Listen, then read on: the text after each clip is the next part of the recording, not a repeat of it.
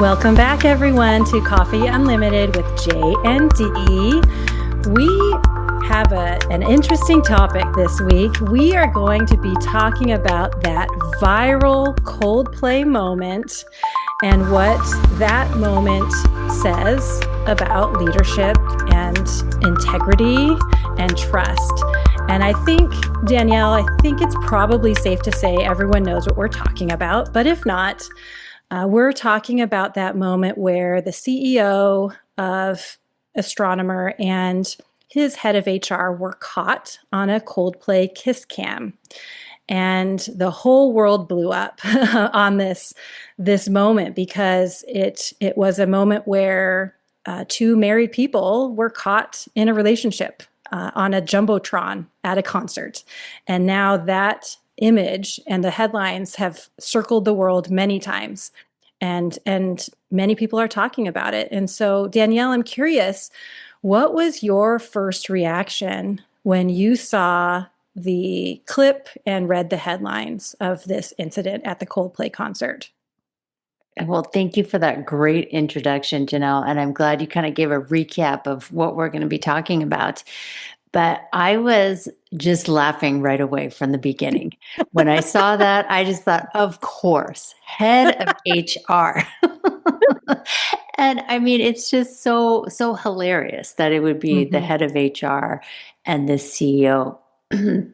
And I mean, just their reaction to that, Yes. the way in which they had reacted. I mean, if they could have just paused for a moment and just waved, maybe it would have kind of diminished this huge ripple effect. Yes. But after my initial reaction of like all this laughter, then hearing more about them being in relationships and potentially children are involved too, I just thought, oh my gosh. I mean, okay, we're all human. Everybody makes mistakes, but have some guilt and shame. If you're going to have an affair, like do it behind closed doors. Like, you know what I mean? Like, okay. Yes. I mean, do you really want to be going out in public and like hugging your Very public. Yes. Yeah, Very exactly. public. Very public. And it's also safe to say that they didn't expect to be on the Jumbotron, I'm sure. And but even still, use some common sense, though. It's a very public place that there are other people around you. Canoodling. Yeah. So like, I don't know, go get some cash, get a hotel room. Don't charge it on your credit card. Like just like, be discreet. Oh my gosh. So, no shame there. No shame. Yeah. No, Just no out shame. in But public. I think there's some shame there now. Oh, there's got to be a lot of shame. So the CEO has resigned, I've seen. And all this is to say these are headlines I've read, so I don't know anything firsthand, but it sounds like the CEO has resigned. It sounds like the head of HR still works for the company but is placed on leave, and they're probably figuring out what to do. But yes, this is just, my reaction was very similar to yours. I laughed. I think probably the sound in my head was probably, ha, caught you. I was almost like, ha ha, caught you, because I often think that people in positions of power think that they can get away with things and nothing is going to happen.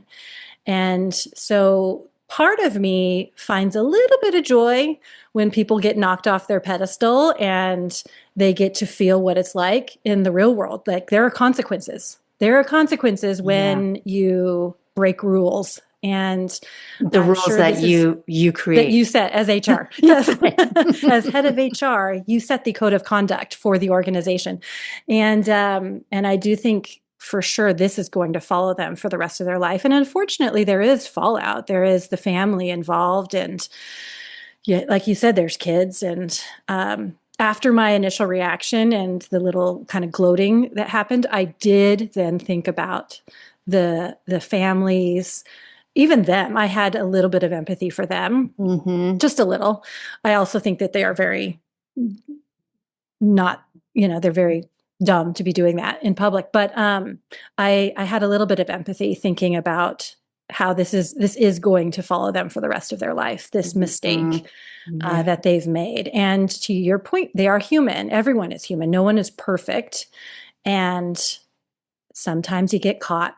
Sometimes you get caught and you have to face the consequences. Yeah. Yeah. So what this has got me thinking about is, this particular incident was the highest ranking individual in an organization, the CEO, Mm-hmm. the highest ranking HR person, caught very publicly. Now, that doesn't happen every day. Small, more minor examples of that do happen Mm-hmm.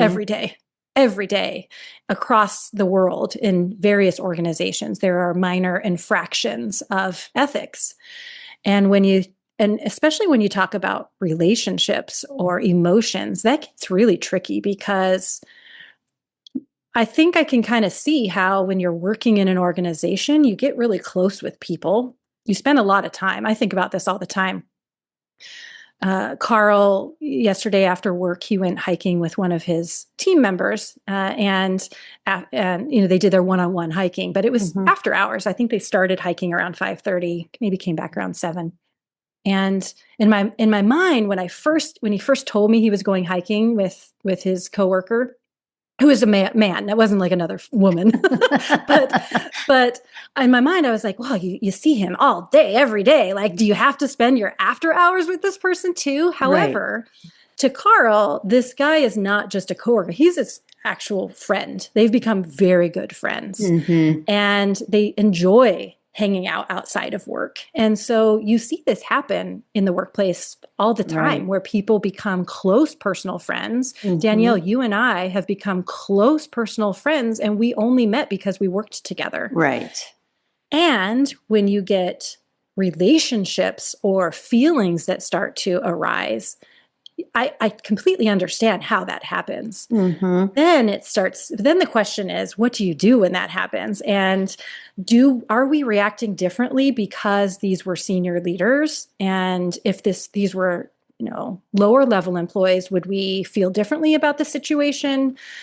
I think I would. And I don't know if that's so. the correct response, but yeah. I don't think it would have gone viral if it wasn't the CEO with the head of HR, right? I think Yeah, it's like the head of HR is even more significant than the CEO, because I mean, I think you and I, especially with you and your HR background, I feel like this is the person who creates, I mean, the team, but this is the leader who creates the code of ethics and the code of conduct and all of that. And as you were sharing, before we hit record too, it's like they're creating these policies. And so for them to not be upholding them so blatantly, because I'm sure, like I would bet that the people in that organization already knew, right? Like I bet there were a lot of people on their teams who had already heard about this or saw something going on. So this was like, now the world has seen it. And so I know, anyway, I mean, we could go and talk about more about, the teams and how they're feeling at this moment. But I do want to hear from you, Janelle, because you really have shifted the landscape of HR. And in your previous role of being the head of equity and people, head of HR, what would so not just like what would a typical HR department do in this scenario, but let's say you are the head of HR now, like you're the interim leader for astronomer. Is that the organization? Yeah, astronomer. Yep. Yeah. Well, like what would you do to like just build trust, acknowledge all like the steps that you would take? Yeah. And to be very clear, not the head of HR that had the affair, but I am the interim head of HR that came in when the head of HR was put on leave, correct? That's correct. But you know what? It would be really fun to hear. What would you do if you were the head of HR having an affair with the CEO? Let's do that one after you answer We'll this. play that scenario out second. The first one, okay, let's say I stepped in to do damage control, basically. Is what you're talking about, and that is what they should be doing. So thank you first for saying that I have changed the landscape of HR. I think I pride myself in approaching HR in a different way. And I think I can do that. I can approach HR differently because I never went to school for HR. I have never taken one single HR class. I did not get a degree in HR. My degree is in environmental ethics and policy, and I minored in political science and theology. So no HR there at all.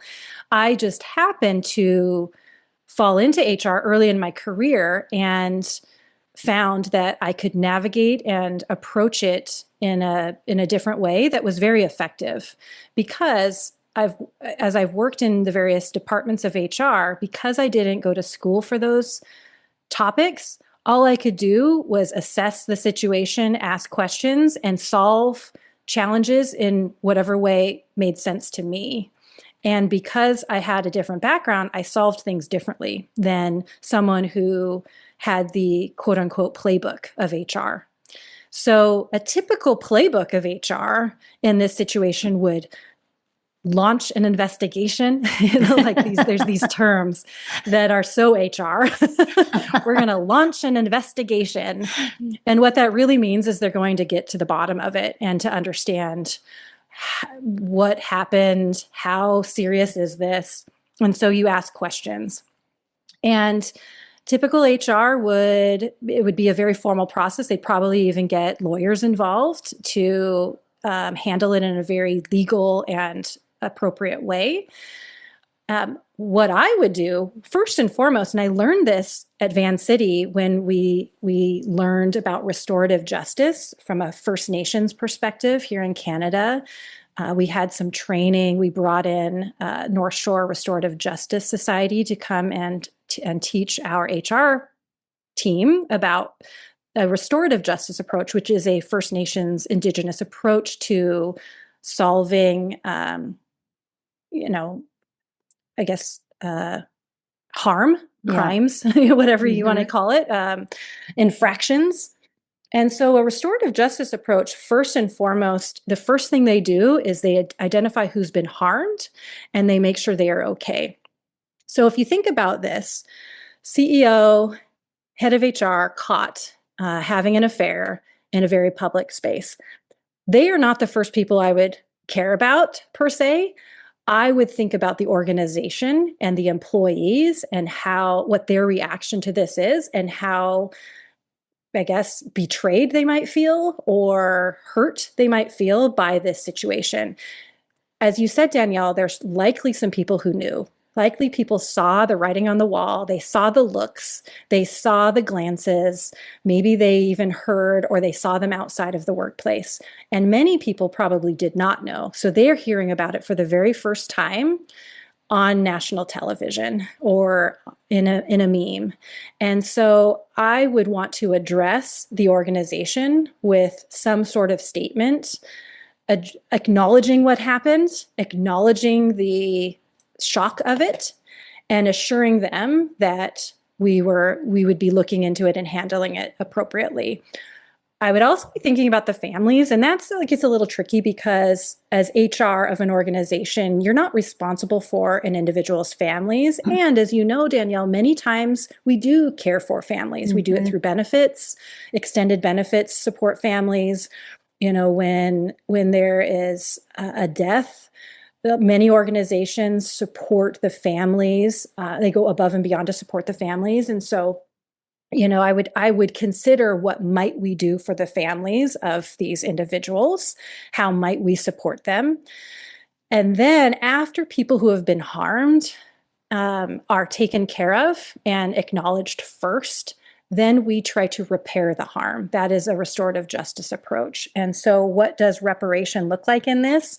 Well, I think letting the CEO go. I think he resigned, but I think either letting him go. I do think the head of HR should be let go in this situation because of the nature of the work. She's lost trust, and it's really hard to come back from that. I'd say this for any senior leader.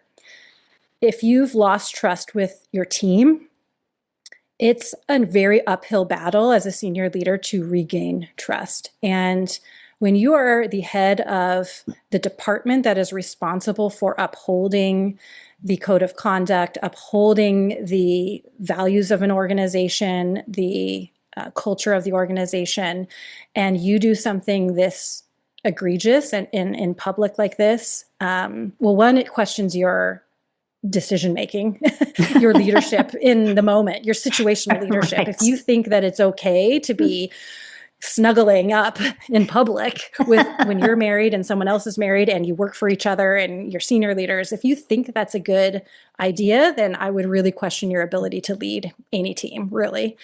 So I would let the head of HR go.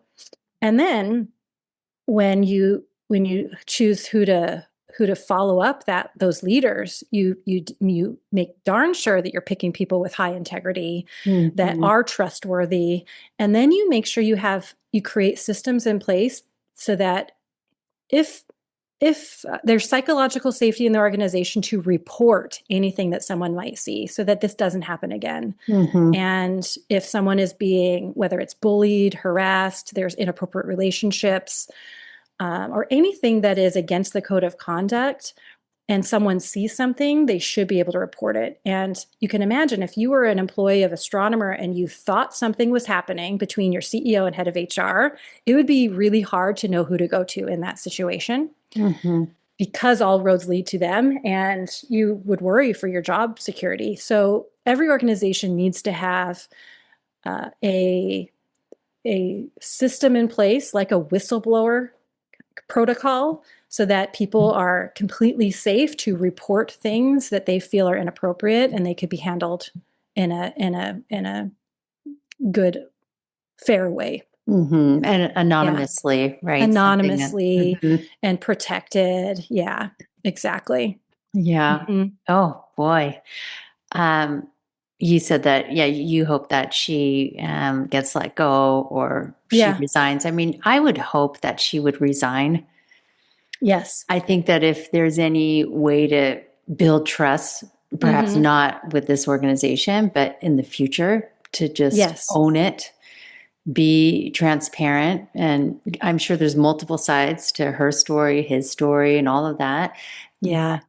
I appreciate it when I see leaders who make mistakes own it immediately and not start to put the blame on anyone or any other situation. That's a really good point. That's a real leadership behavior, really, when you think about it, taking accountability and personal responsibility for your mistakes. And immediately. So like this has gone too long. Way too long. Right. Yes. Like she's still lingering around. And some of the articles I was reading was like, okay, well, maybe she's going to say that there was a power dynamic there in the relationship. And I'm like, oh no. Yeah. It's like, no, exactly. I think that you two are peers. You're basically peers. I mean, the head of HR really shouldn't see the CEO as like their boss. Right? They should be holding them accountable as well. Yeah, I'm really curious to see what unfolds with not just this specific situation, but in general, workplace ethics, workplace culture, those kinds of things. What new processes are put in place in organizations, because it does get really tricky when it's those senior most leaders. Right. And I do think this is just a very interesting example because of the nature of the roles that those two people have. And to your point, let's circle back to what you first said, the way they reacted in the moment. Like he just like fell to the ground.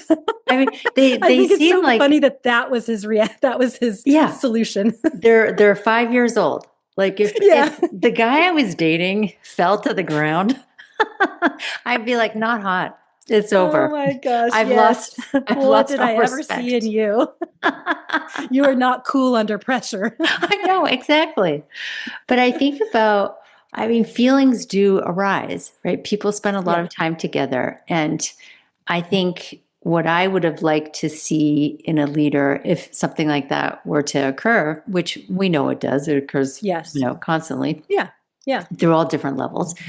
But for them to just come out like proactively, and say, hey, Yes. like I am having feelings for this person, or Yes. just start like bringing it up. Yeah. And I don't know, is that to the board, or like then you resign and there's a choice that you're going to need to make, whether it's the relationship that could be a conflict of interest, or it's Mm-hmm. continuing in this executive role. But, Mm-hmm. you know, Yes. Yes. I agree 100%. I think the more honest you can be and accountable. I mean, if you're hiding something and you're sneaking around, then deep down you know it's wrong. Like you absolutely know it's wrong. And so I do think the longer you permit or allow yourself to be doing that, the worse it's going to get. And I think the sooner that you just admit and figure out what the right solution is. And in that scenario, I mean, with the CEO and head of HR, one of them should have left the organization if they wanted to pursue a relationship. Now they were both Right. married, so perhaps that was never on the table. Perhaps it was always going to be a secret. And in that case, then that's just not smart because, there's only so long you can keep something a secret, I think. I know. I think so too. Anyway, well, it's interesting. I'm curious to see what the fallout of this is. We know that this happens countless times in organizations. It just doesn't happen very often with the head of HR and the CEO. So it just gives us a chance to have a good chuckle. I did hear on one of the memes I read yesterday, it was saying that astronomers' HR department needs to change their department from people and culture to friends with benefits. And I thought that was hilarious. I love that. I love a good chuckle. Gosh.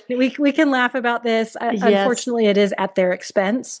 So I feel a little bit guilty laughing at their expense, but they kind of set themselves up for it. So a little bit, yeah. Fair game. I feel game. worse for their families. Yes, but definitely. Yes, friends with benefits. I like that Friends new with benefits. department name. Well, thank you so much, Janelle, for this conversation. It was fun, and it was also informative to hear what are the steps that you would take as the head of HR, interim, not the one who's having the affair. Yeah, but we ran out of time to go to that scenario, thankfully. We'll talk about that offline, maybe. Okay. All right. Well, thanks for those of you who are listening or watching this video. Make sure you subscribe or follow, and we will see you next Wednesday. Absolutely. Let's stay out of trouble. Let's stay out of trouble. Webcams. Yes.